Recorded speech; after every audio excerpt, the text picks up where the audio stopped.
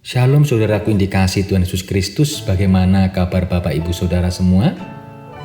Harapan kita semua kita diberkati oleh Tuhan, amin. Apapun kondisi kita saat ini adalah anugerah Tuhan untuk kita dan patutlah kita pelihara. Firman Tuhan pada hari ini kita ambil dari Injil Markus pasal yang ke-6 ayat yang ke-34 demikian. Ketika Yesus mendarat, ia melihat sejumlah besar orang banyak. Maka tergeraklah hatinya oleh belas kasihan kepada mereka.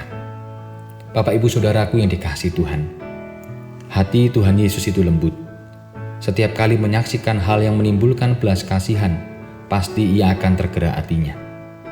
Itulah sebabnya dia langsung memberikan pengajaran agar orang-orang yang dikasihinya bisa hidup tenang.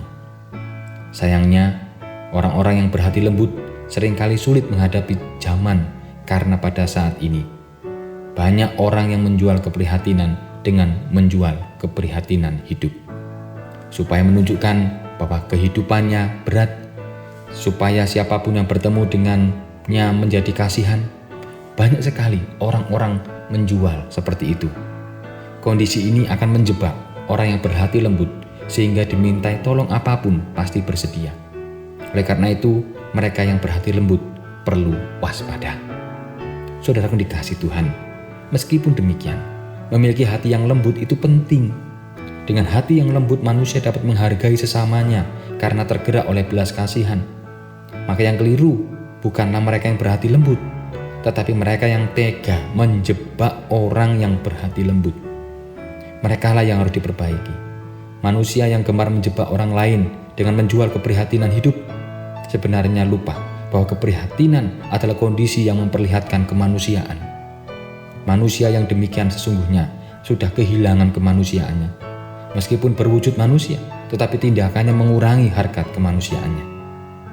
Manusia harus mampu mengolah hidupnya supaya memiliki hati yang lembut. Dengan hati yang lembut, manusia bisa memahami bahwa Tuhan Allah sebenarnya selalu mengasihi manusia.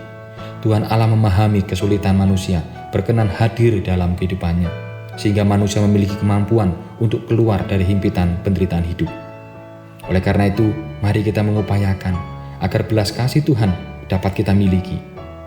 Tiada lagi orang licik berjualan keprihatinan hidup untuk menjebak orang-orang yang lembut hatinya, supaya dunia dipenuhi manusia yang senang menyatakan cinta kasih antara satu dengan yang lainnya.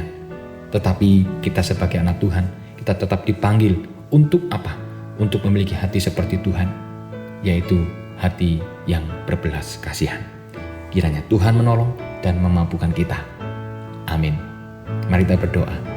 Tuhan Yesus, tolonglah kami agar kami tetap memiliki hati yang lembut seperti Engkau, mengasihi sesama kami, menolong sesama kami, sehingga nama-Mu dipermuliakan melalui kehidupan kami. Terima kasih Tuhan, peliharalah hati kami, supaya hati kami tetap setia untuk melayani Engkau. Di dalam nama Tuhan kami Yesus Kristus, kami berdoa dan kami berserah. Amin.